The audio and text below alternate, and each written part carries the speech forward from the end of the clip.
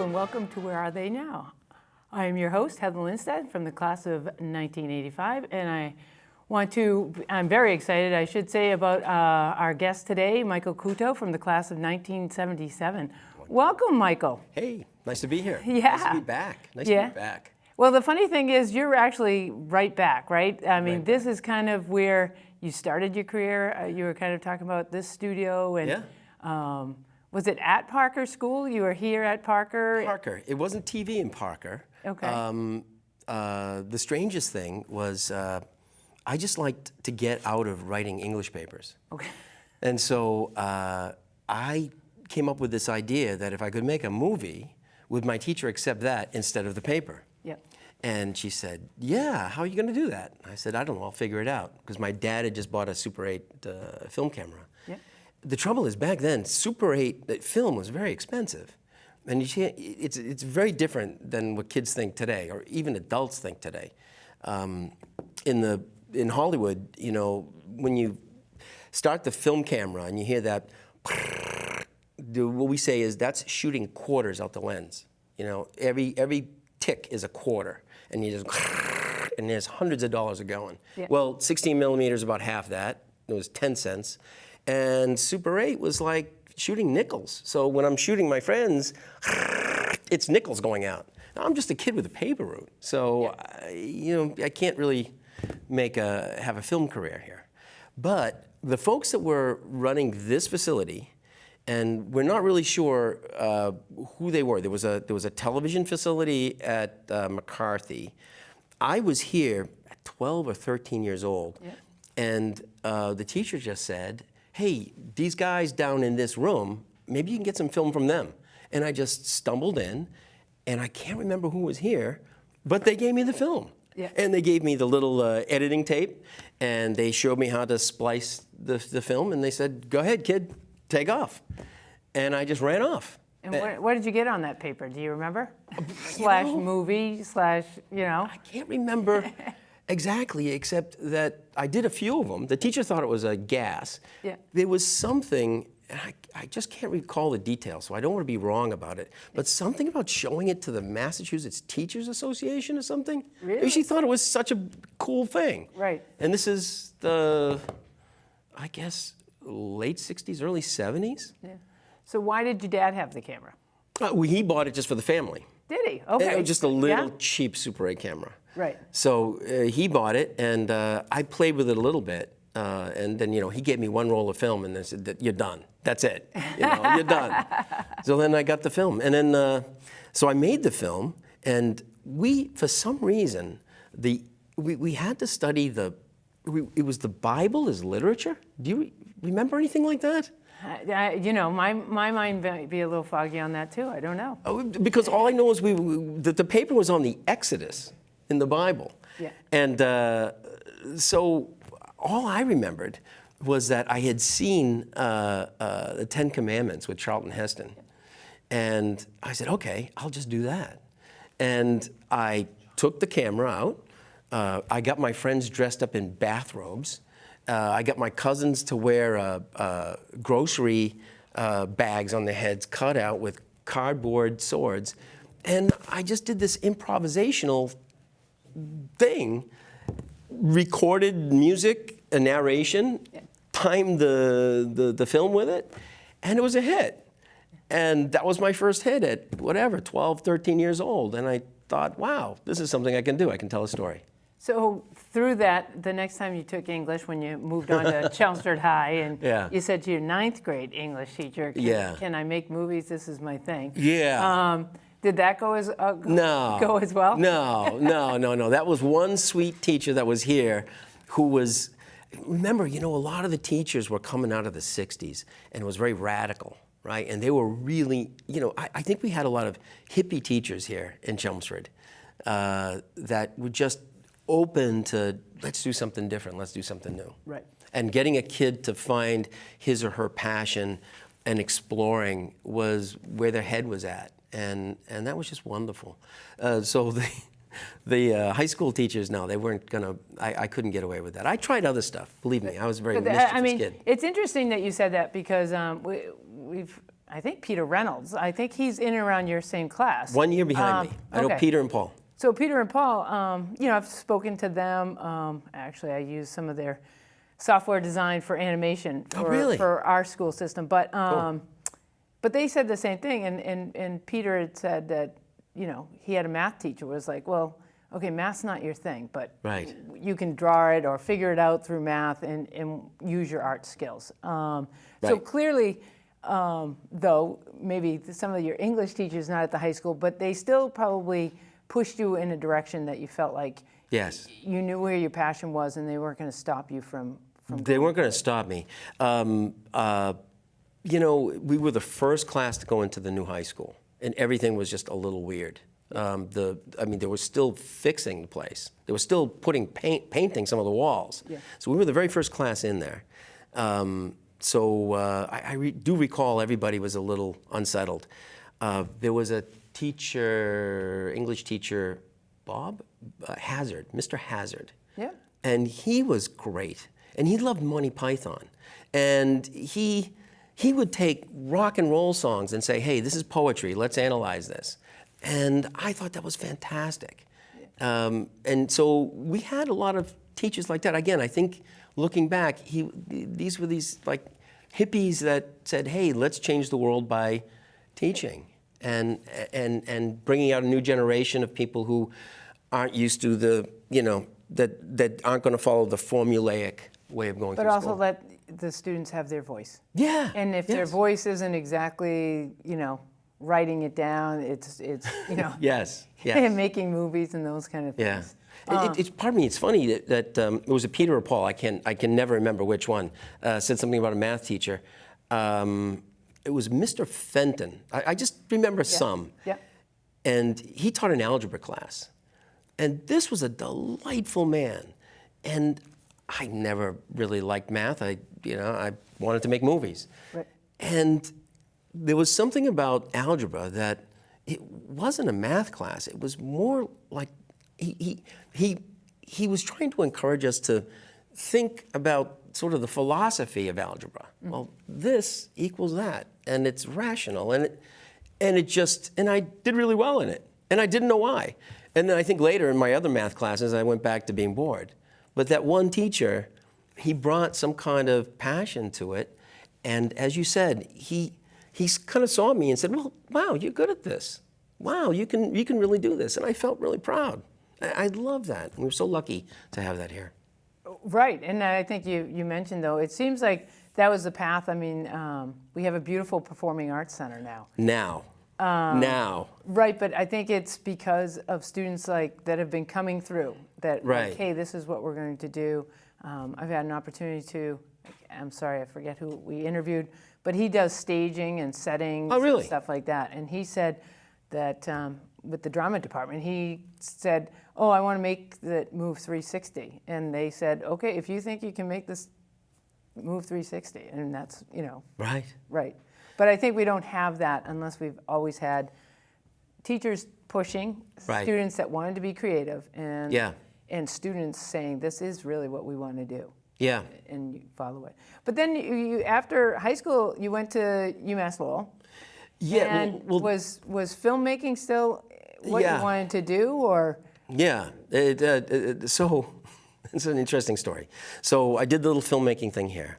And then in Chelmsford, we had a husband and wife team.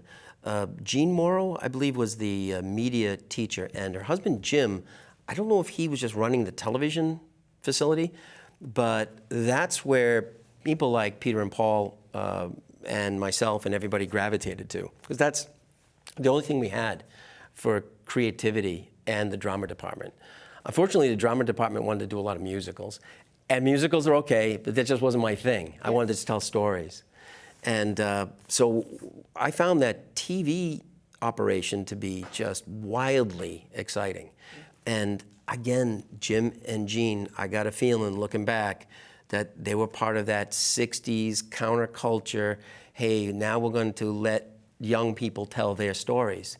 Yep. And Chelmsford bought, I think through their assistance, bought the first portable Sony cameras and reel-to-reel, it was half-inch black and white recorders. And we could take those things out and shoot movies. Yeah. And it was mind-blowing. And I just loved it. So I did that. But getting back to where you're going, you know, when Chelmsford High opened up, the thing that I recall, and maybe some other people my age remember, that first class coming in, is that there was a lot of talk about the gym. The gym was the best gym ever made. No high school has a better gym. The basketball things go like this, and this goes like this, and we have the best track and the fantastic. This. And then, you know, the rest of us said, well, you know, we really don't like sports. What do we got? And they didn't build one stage. They had nothing. Zero, zilch. We still had to use McCarthy. McCarthy, yep. And, you know, that was a little disheartening. And then when I found that TV studio, and it was tiny. I mean, I think it's probably the same one that you have now. I mean, it was like the size of a classroom, I think, or it was pretty small. It almost seemed like it was an afterthought. It's like, yeah, let's throw them in there. But those two people, Jim and Gene, they put their hearts into it. Right. And it didn't matter that it was small. It didn't matter that there was I don't think there was a TV club at the time. It's just that they were passionate about it. So I graduated out of Chelmsford High, and I thought, school's not for me. Not for me at all. I'm this creative guy. I'm going to California. And so after I graduated, I had kind of enrolled in I kind of applied to a few colleges randomly just to make my dad happy. And then there was this kid that was a little older than me and my friends, and he was going back to LA. And he said, you want a free ride? And I said, yeah, that's where I'm going. I belong there. I don't belong in Chelmsford. I don't belong in school. And I went to my dad and said, Dad, I'm going with this guy. 2 weeks, I'm off. That's where I belong. And my dad, who had done everything for me, never asked anything. I mean, got up at 5 a.m. to drive me on my paper route on snowy days. A wonderful man who came up, you know, son of immigrants and lived a really tough life, and then wanted his kids to have a good school system, and raised a family in Chelmsford. He just said, I always wanted my son to go to college. Would you try? And I said, no, Dad, you don't understand. I don't belong there. I don't fit in. I don't belong here. I belong out there. Would you try? I think I told him no, but then I went back. I thought about it, and I called the guy. I said, all right, I can't go. I said to my dad, all right, I'll go to college. Half a year.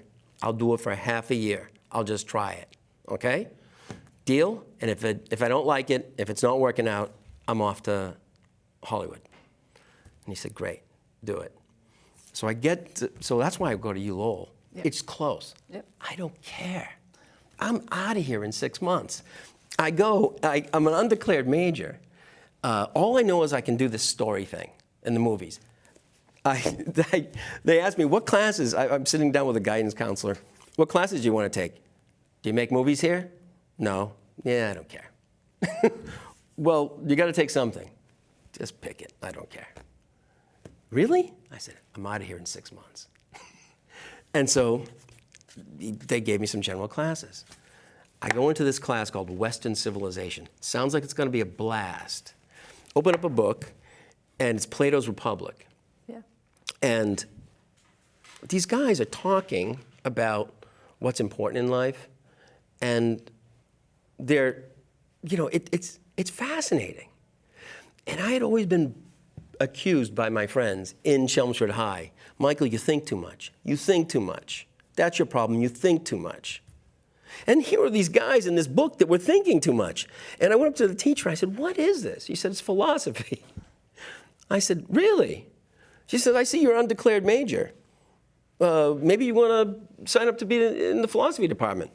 I said, yeah, sure. Why not? I'm here for 6 months. I'm out of here. Just go down to the philosophy club.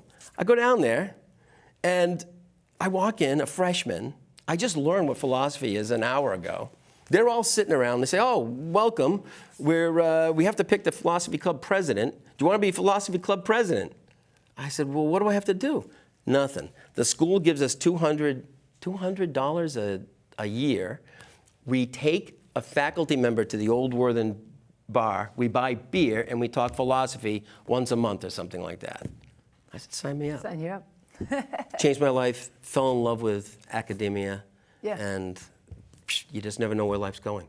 But then you did make it out to California. Yeah, I kept fighting to go back. And you went to film school. Yeah, AFI. Yeah. I was lucky to get into that. Okay. And then you had pretty good career, right? Or so far with NBC. And how was that really hard? Or once you got there, you knew?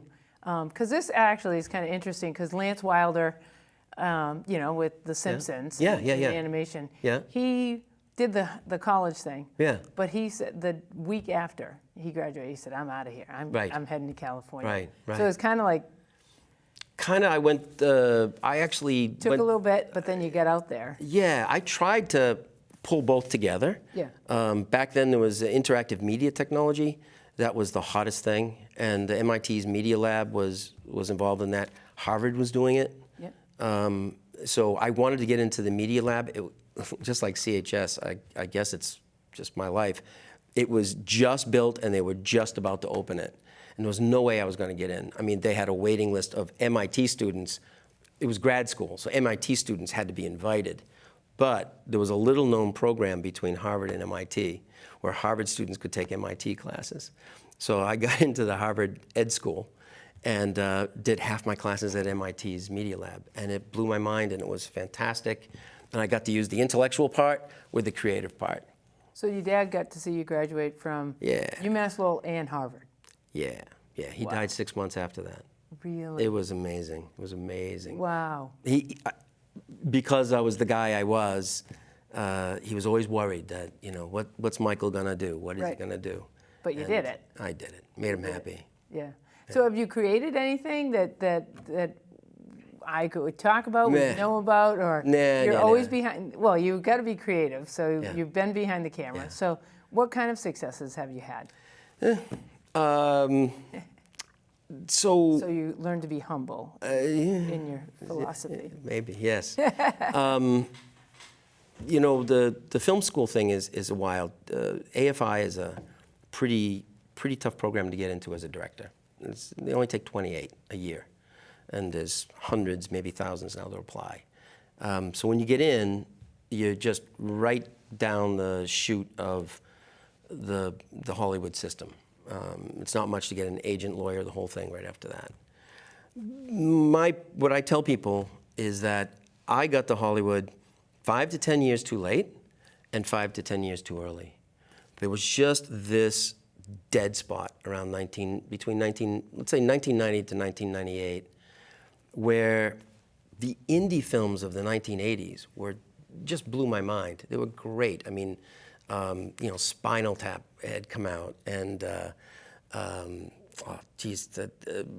David Lynch just did Blue Velvet, and this is the kind of stuff I wanted to do, combining intellect with creativity. And that we had Nickelodeon fine arts cinemas here, and one in Maynard, one in Boston. Indie films were everywhere. It was all the rage. But by the time the 90s came around, the big studios had pretty much gobbled up a lot of the small boutique distributors. And then next thing you know, the market just collapsed. And nobody wanted to do indie films. The audience and the appetite for those interesting films didn't go away. It moved to cable. So I started a film career in the film business. But I had my foot at NBC because I worked for WBZ here, Boston. It used to be NBC back when I was there. So I learned live television. And even though my passion was for film and storytelling, there's nothing like the adrenaline rush of live TV. I mean, it's just nothing like it. It's like hang gliding. It's just, you throw yourself out there and you just hope you land safely, really.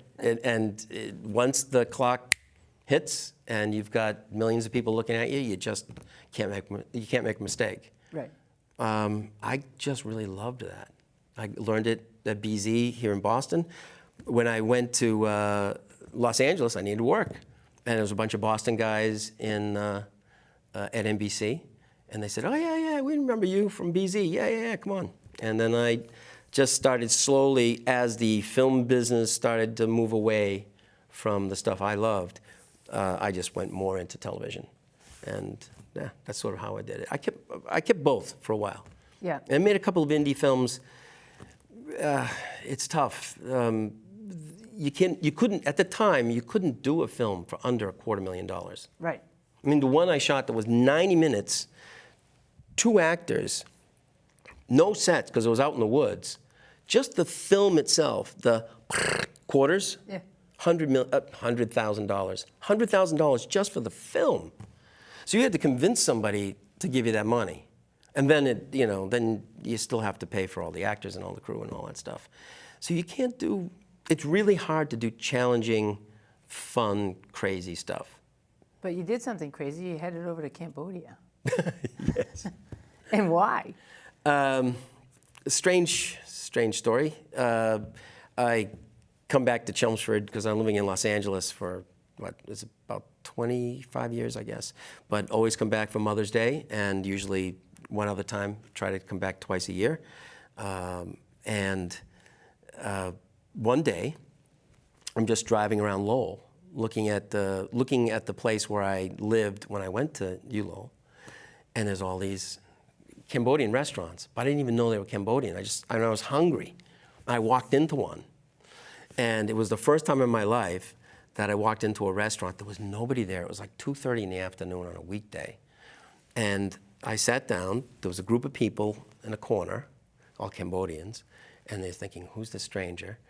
And I opened the menu, and it's all in Cambodian, Khmer, and there's no pictures. And I go, oh no, what to do? And I wasn't gonna walk out. So I'm thinking, who do I know is Cambodian? And there was a guy at NBC News that worked down the hall from our control room, called him and said, hey, Peter, I think I'm in a Cambodian restaurant. He goes, where are you? I said, oh, you don't know. Small town in Massachusetts. Lowell? I said, yeah. Hands the phone to the waitress. It turns out it's the owner. And she says, Chumip Suor, oh, Bong Peter. She knows this guy 3,000 miles away. I can't get over this. He says, if you like the food, when you come back to LA, I'll take you to Long Beach, the largest Cambodian community. And I fell in love with it. I went with him every weekend for a year. He had a nonprofit to help children with heart problems. He said, okay, you've had your fun. Now you come with me to Cambodia, and you're gonna work. We're gonna shoot, we're gonna try to raise money for these kids. And that's how it started 15 years ago. I just fell in love with the place, with the people, the culture, the music, everything. And you lived there year-round? I moved there, yeah. I just moved there. I got to a point in life where I stayed single, didn't get married, didn't have kids, and just the philosophy thing came back, which was, hey, life is short. And instead of writing a film and being part of that, I want to live them. I want to live a movie. And that's what my objective has been for a while. I still have some other things to do. I'm going to shift gears into something else sooner or later. But for now, shift gears, would it bring you back to the U.S., or would you be able to? Don't know. I've got a gig now where I'm trying to get my Portuguese citizenship through my grandparents. So right now I'm studying Portuguese. I have to take a test in October, and then hopefully I can get that EU citizenship. Will I go there? I don't know. Just another option. Right. I just love to travel, see the world, and give. And mentoring these kids in Cambodia, these young filmmakers. Have you been able to raise money and help them? Well, Peter did for the medical stuff. Yeah. For me, for the teaching, it's free. I tell the kids, buy me a cup of coffee, and I'll sit and, what do you want to talk about? Talk about editing, talk about story, 3-act structure, whatever you want to do. I was given the best education in the world. Let me give it to you. That's how I feel. So do you have somebody in particular, or have you already got that person where your dad did the same thing for you? Gave you a camera? Have you had those experiences where you're like, I did it? Yeah, you're tying it all in. Not just one, maybe 40 or 50 experiences like that. Yeah. Yeah, sure. So Exactly. is it not only your dad, but it's like a Chelmsford thing? you came here, somebody gave you a chance, Right. and you found your passion. Yeah. You don't know what you have until you step out of it and look back. That's just a fact. Right. So when I was here, it was like, yeah, I can't wait to get out and go. Right. And then looking back, wow, if I hadn't been here, I wouldn't have known where to go. And even that little Chelmsford High School studio, because now Yeah. helped you in your career. It was huge. And I'm sure there hasn't been that many little studios over in Cambodia, but you're giving to these kids. Yeah, well, they have TV stations, but As big as that one? no, Bigger than the one you had at Chelmsford High, huh? yeah, it's pretty small. But now everything's changed. Kids don't need studios anymore, right? Yep. They just have an iPhone and they edit the whole thing. And what I like to tell them is, focus on telling a story. That never goes away. And that I learned in my classes here. I learned them especially at ULowell. So often when I'm speaking in front of a class of students, they'll say, what's the thing that influenced you most? I say, my English teachers. What? For making films? Yeah. Telling a story, telling it simply, telling it clearly, cutting out the garbage, being tough with yourself. So, yeah, that's... So would you ever put pen to paper to tell your story? Nah. Nobody wants to hear it. I got plenty of fun stories. I want to live stories. Right. Yeah. But eventually, though, I mean, your story might influence somebody else. Could. Yeah. But I could maybe face-to-face influence them even more. Correct. I think. Yeah. Yeah. So it may be teaching. I'd love to. Maybe teaching. Maybe I'll do something. We'll see. We'll see. So you'll be remembered as that teacher. Could that be. Some kid would say on, where are they now? Yeah. Yeah. I remember. Yeah.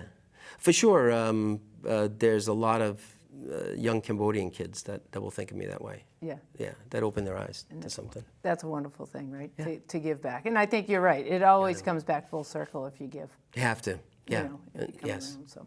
Yep. But I have to tell you, we could do another show. Yeah, Because sorry. unfortunately, you and I think we enjoy being in front of the camera or just talking and having a story. So Sure. I want to continue to Okay. follow your career, hopefully. Please. And thank you very much for being Very here with welcome. me today and being Right. on Where Are They Now? And just mentioning how great it has been for you and the experience that you had here at Parker, at the high school, and those kind of things. So Right. wishing you all the best. And I know when to find you in Chelmsford on Yes. Mother's Day. So Yes, you do. Right down the street.